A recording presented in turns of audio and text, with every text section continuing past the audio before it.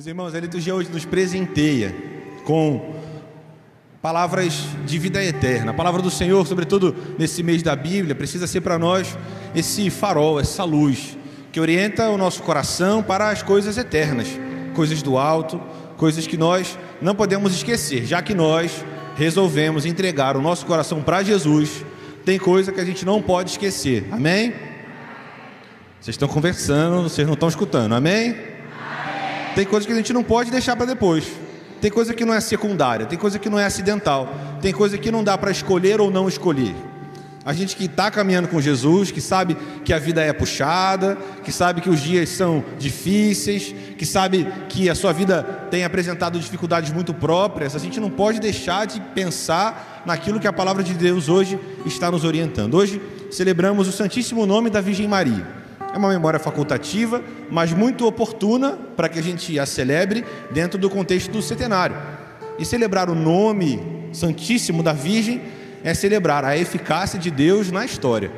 A eficácia de um Deus que, olhando o seu povo desde toda a eternidade, resolveu cuidar dele de modo especialíssimo, escolhendo uma menina. E a partir desta menina, que já começa a ser salva por causa dos méritos de Jesus, na sua concepção, por isso concebida sem pecado, ela marca esse tempo, essa ação, essa eficácia de Deus na história. E marcando a eficácia de Deus na história, marca para nós um cuidado muito próximo, um cuidado muito terno, um cuidado de perto, de que Deus, do alto da eternidade, do alto do céu, não nos olha distantemente, mas resolveu atuar no tempo e na história, trazendo-se a si mesmo, seu Filho unigênito, para que, habitando entre nós, pudesse nos ensinar a ser gente. Nós que queremos caminhar com Jesus, precisamos primeiro aprender a ter um coração humano como o do próprio Senhor. E a palavra de hoje nos dirige nesse caminho. Pensar na Virgem Maria, no que Deus fez nela e no que ela pôde fazer através da força de Deus na história, é pensar que nós, todos, somos capazes de coisas do céu, amém? Todos nós somos capazes de coisas do céu, todos nós.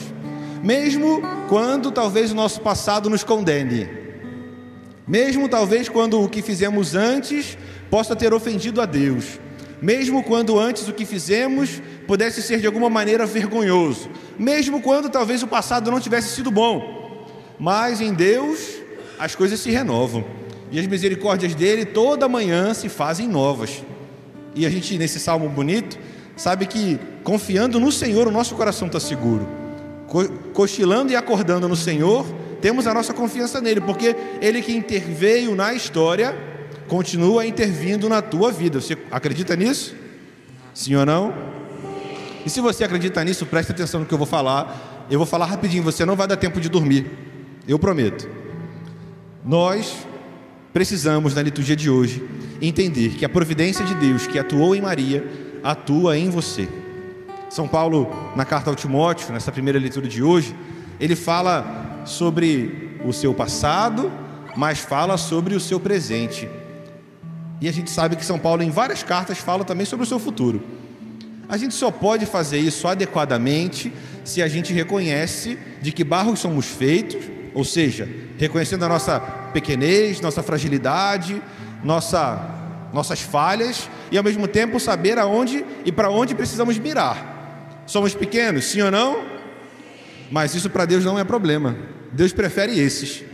Deus prefere os pequenos, porque é mais fácil de lidar. É difícil lidar com gente grande, arrogante, besta. É difícil lidar com gente que acha que se basta a si mesmo.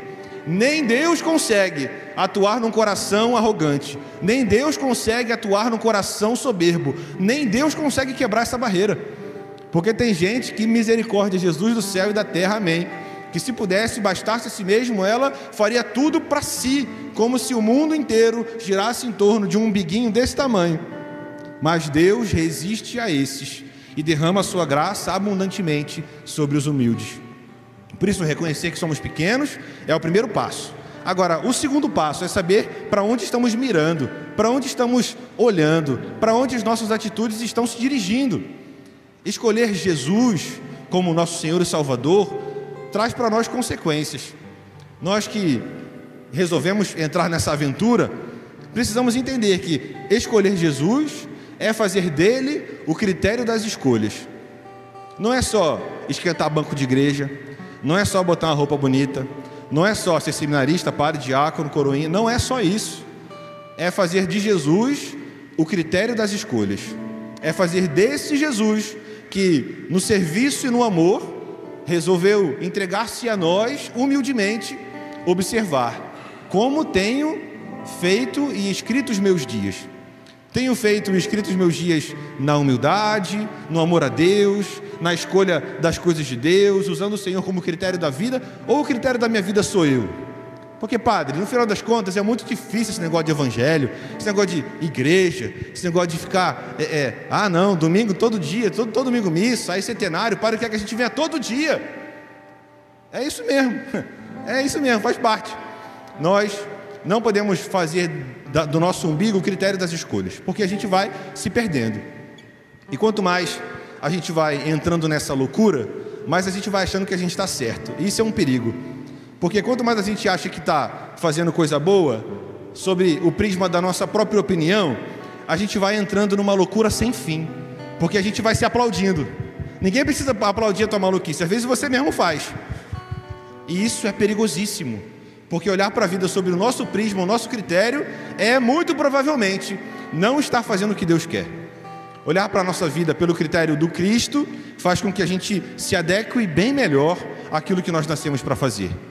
E nós que nascemos para amar, adorar, manifestar o nome do Senhor, precisamos reconhecer em Maria essa intervenção de Deus na história, porque escolheu a ela. Reconhecer em São Paulo, que hoje fala ao seu amigo, seu irmão e seu filho, na fé, Timóteo. Reconhecer nesses todos a capacidade de Deus de fazer novas as coisas. São Paulo era vacilão que nem a gente, só que eu acho que ele foi um pouco mais grave, né? Resolveu matar uma meia dúzia por causa de Deus ainda, bota a conta na conta de Deus. Timóteo se converteu, era judeu, cresceu numa família judaica, depois conheceu São Paulo e virou cristão. Isso depois foi ordenado, depois foi bispo. Enfim, todos nós podemos ser mais do que estamos sendo agora. E todo mundo tem alguma coisa para oferecer a Deus ainda, que ainda está agarrado. Pode ser que você esteja envolvido numa teia de aranha, e essa teia de aranha já esteja no teu pé há tanto tempo, que você já nem sabe mais lidar na sua vida sem ela. E às vezes é uma besteira, às vezes é o palavrão que tu não consegue largar, às vezes é olhar para o rabo de saia na rua que você olha de vez em quando que não é para olhar, às vezes é olhar e cobiçar as coisas dos outros que não é para cobiçar. E a gente vai se acostumando com essa... Ah, padre, a carne é fraca, né? Odeio essa frase. Porque a carne é fraca, sim, mas se o espírito está pronto, tu arrebenta, irmão. Tu vai até o final. Se o espírito está pronto, tu vai até onde Deus Nosso Senhor quiser. Domingo a gente vai celebrar a exaltação da Santa Cruz. Meu Deus do céu, a carne estava reclamando? Estava, mas o espírito estava pronto. E aí a gente olha para Maria, para São Paulo, para Timóteo, e vê que a nossa vida ela não pode ser guiada pelas desculpas boas que a gente acha que tem. Que tem desculpa que a gente se convence, né não? Assim, não, estou muito cansado para ir para a missa hoje. Tu se convence disso. E tu acredita nisso de verdade. Tu falta e fala assim, estou cansado hoje, padre. Ou então, coisas piores. Vai se acostumando com um pecadinho, com um pecadão ali, e o pecado vai fazendo parte da vida.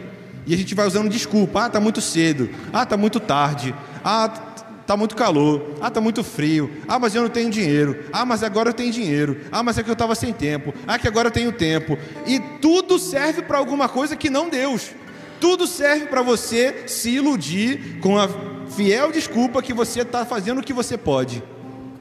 Quem nunca passou por isso, por favor, vem aqui que a gente vai incensar você hoje. Mas se você está lutando, você vai chegar num ponto de perceber que a sua desculpa não presta. A tua desculpa não serve para convencer Deus. Quando tu chegar na porta do céu, Senhor, mas eu até ia na missa de vez em quando, eu até pagava o dízimo, padre. Até pagava o dízimo, São Pedro. Nossa Senhora, pelo amor de Deus, eu até rezava o texto de vez em quando. As desculpas que você deu durante a vida, no final dela não vai servir.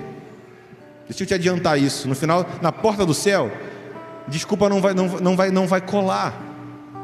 E olhar para essas três figuras de hoje de modo muito assertivo e cirúrgico faz com que a gente entenda que Deus quer fazer algo em nós. E isso passa pela confiança. A primeira leitura ainda fala que Deus confiou a São Paulo algo: o ministério, o serviço. Sabe que Deus confiou alguma coisa a você também, não é não? Sim ou não? Sim ou não? Ele confiou a você alguma coisa, cara. Tu tem uma família, tu tem uma escola, tu tem um filho, tu tem uma paróquia, tu tem um seminário, tu tem... Qualquer coisa que você tenha, Deus te deu. Tira isso da cabeça. Ah, não, isso aqui é meu, ninguém mexe, porque é meu. Quem disse, cara, que isso é teu? Para de ser doido. Tem coisa que a gente toma para nós como se fosse propriedade, e a gente, quando perde, acha que Deus parou de me ver. A culpa no final nunca é tua, né, bonito? Sempre é de Deus. Mas no final das contas, voltando ao que eu estava falando, a gente vê que Deus confia coisas a nós. Confia uma família, confia algo maior ou algo nem tão grande ainda. Mas se a gente vai passando e vai aprendendo a ter sabedoria através de um relacionamento com Deus, através do amor ao Senhor, se a gente vai usando Jesus como critério das escolhas, se a gente vai dando passos, a gente vai crescendo numa amizade, e essa amizade vai ensinando a gente a caminhar melhor mesmo na tribulação. E aí a gente chega no evangelho de hoje. Pode um cego guiar outro cego? Qual é a resposta? É possível, cara. Qual é a resposta? Não, não é possível um cego guiar outro cego. Mas você que não reza, você que vai à missa de vez em quando, você que não comunga porque vou me confessar com o padre nada, você quer guiar o universo. Você tem todas as soluções possíveis para a vida dos outros. Se você fosse presidente do Brasil, você teria acontecido isso e aquilo, mas a tua casa, Deus é eterno. Solução para todos os problemas do mundo. As pessoas todas, se te perguntassem alguma coisa, elas teriam uma vida melhor, mais próspera, mais de Deus. Seria tudo perfeito. Mas não é assim. Porque sem a sabedoria do alto, a nossa sabedoria terrena não vale de nada. E as suas soluções, todas humanas, todas facilitadas pelo jeitinho. Ah, porque o evangelho é difícil, né, padre? É exigente. Todas as tuas sabedorias mundanas vão levar você e quem te escutar para o ralo. Para o ralo. Porque a sabedoria humana é pequena demais diante de Deus. Deus vê de um lugar que a gente não vê. Deus vê de um espaço, tempo, que nós não vemos. E por isso a vontade dele sempre será soberana, sempre será melhor. Porque se a gente, recebendo dessa sabedoria, sabe lidar com as dificuldades desse mundo, a gente vai passando e vai passando pela prova, dando glória a Deus. A gente vai passando pela tribulação, dando glória ao Senhor. E a gente que acha que às vezes sabe todas as coisas do mundo, todos os mistérios de Deus, todas as soluções para os problemas da segurança, da economia, da política, a gente não está dando conta nem da nossa casa. A gente está querendo resolver o mundo, mas a nossa casa está lá, às vezes cheia de teia de aranha, às vezes cheia de discussão, não tem um dia de paz. Mas por que um cego não pode guiar outro cego? E aí dentro de casa, o mais forte, o que tem a voz mais alta, o que discute mais, o que tem um argumento mais eloquente, esse é o que vai ganhando. Mas isso não ganha céu, isso ganha só discussão besta, não ganha céu. O que ganha céu é amor a Deus, amizade com o Senhor, disposição de alma, vontade de agradá-lo, sabedoria eterna, que sim, foi partilhada conosco. Pelo Espírito Santo, nós temos sim capacidade de Deus. Nós temos sim capacidade de escolhas eternas. Nós temos sim capacidade de coisas maiores. E aí às vezes a gente se apega na falta de pureza, se apega na falta de juízo, na falta de generosidade, na falta de tanta coisa, que se a gente olhasse bem pertinho para a cruz de Deus, de nosso Senhor, ela sussurraria no nosso ouvido: para de ser besta, tá brigando por bobeira, tá amando muito mal, olha mais perto para o teu filho, olha mais perto para a tua esposa, olha mais perto para o teu trabalho, valorize o teu trabalho. Depois vai reclamar que não tem emprego, hein? Chega atrasado todo dia, mas e a gente vai passando, vai indo, deixa a vida me levar, a vida Eu sei que você sabe, fala, pode falar. Vida leva eu, E sabe para onde que vai levando, né? Não é para o céu, onde tem cheiro de rosa, não. Não é não. E a gente vai se acostumando com isso. Mas, meus amigos, por favor, nosso Senhor no dia de hoje nos provoca para que nós saiamos desse espacinho, desse lugarzinho, que às vezes a gente até se acostumou já, sabe? Ah, tá bom, padre, tá legal aqui, eu não mato, não roubo. Tem gente muito pior que eu. Tem mesmo. Mas se tu está se contentando com o que você ainda não faz, tem alguma coisa errada, cara. Teu coração tá preguiçoso para amar a Deus. Teu coração tá preguiçoso para amar os outros. Só pensa em você, só quer saber do que você pensou, do que você projetou. Hoje, por Maria, São Paulo e por Timóteo, a gente precisa acordar um cadinho. Nesse trajeto que a gente está fazendo no centenário, a gente não pode se sujeitar a certas coisas mais. A gente precisa levantar, celebrar dia 15 com uma decisão firme de amor a Deus, celebrar a padroeira com uma decisão decidida, como dizia Santa Teresa, uma decisão decidida, determinada determinação por amar a Deus. E aí, tudo isso que a gente está partilhando hoje vai iluminar. Se não, se o padre começa a falar, tu já fecha. Ah, não, esses padres novos gritam muito no microfone. Esses padres novos, nossa, demora na homilia. Era melhor antigamente, que a gente não entendia muito, mas era rapidinho. E aí sai daqui do mesmo jeitinho, do mesmo jeito que entrou. Triste. Mal acabado. Pronto para continuar vivendo a vida de sempre. Mas são tantos dias de oração, cara. São tantas coisas novas que Deus está falando para esse povo. Tempo de padroeira é tempo de graça. Tempo de padroeira é tempo de bênção. É tempo de comporta do céu aberta para a graça de Deus. Deixa Deus mudar você. Como é que estava o centenário do ano passado? Tu lembra? Que pecado tu estava lutando ano passado? Tomara que esse ano pelo menos seja diferente o pecado. Porque a gente vai dando passo, a gente vai crescendo, a gente vai amadurecendo, a gente vai dando mais a Deus, a gente vai retendo menos. Porque a graça e o sentido da vida está em entregar-se. E aí no final de tudo, e aí eu já vou calar a boca que eu falei que você não ia dormir. No final de tudo, vai ter uma medida sacudida, calcada, bem transbordante, colocada no seu colo.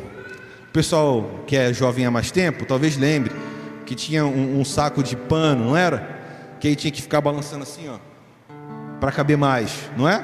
Que nem quando vai botar o pó do café dentro do pote, que falta só um pouquinho para poder colocar tudo aquela batidinha assim para ele caber. É exatamente isso. Uma medida calcada, mexida, cheia, repleta, transbordante, vai ser colocada no teu colo.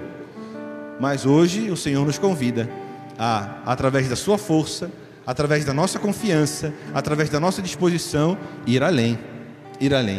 E para isso não tem como arrumar desculpa. Para isso não tem como arrumar jeitinho. Aí tem que ser no elevador mesmo. E esse elevador é a mão do Senhor. Esse elevador que nos tira da onde a gente está e nos coloca aonde a gente tem que estar é o braço do Senhor. É o braço forte dele, que é capaz de converter São Paulo, que é capaz de intervir na história, que é capaz de transformar a vida de Timóteo, que é capaz de transformar a tua vida, sim ou não? E se você acredita nisso, por favor, fecha um pouco o teu olho.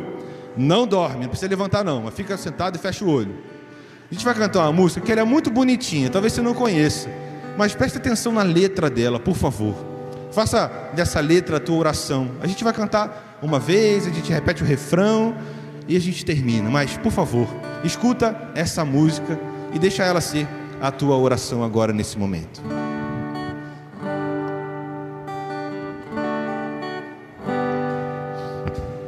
Uma pequena via me levará para os teus altares, ó meu rei. Pequeno serei, então encontrarei um lugar em tuas mãos, um elevador que me fará subir até os céus. São os teus braços, ó Jesus. Uma pequena via me levará para os teus altares, ó meu rei. Pequeno serei, então encontrarei lugar em tuas mãos, o elevador que me fará subir até os céus. São os teus braços, ó Jesus.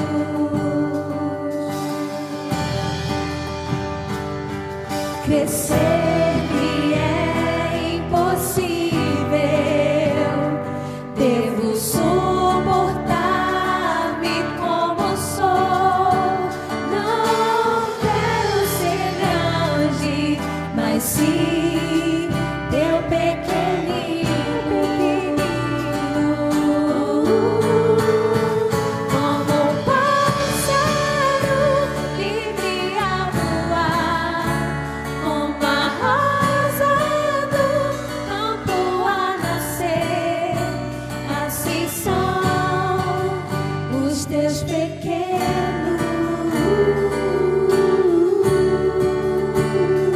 Como a criança a correr, como a criança a correr para os teus braços, eu irei também. Como um pássaro livre a voar, como a rosa do campo a nascer, assim são os teus pequenos.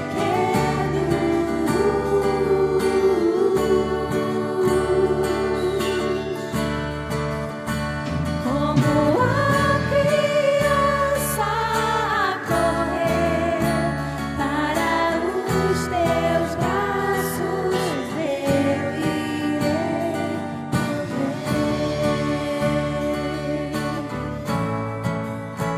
Para os teus braços, eu irei também. Se a gente se dispor como uma criança, se a gente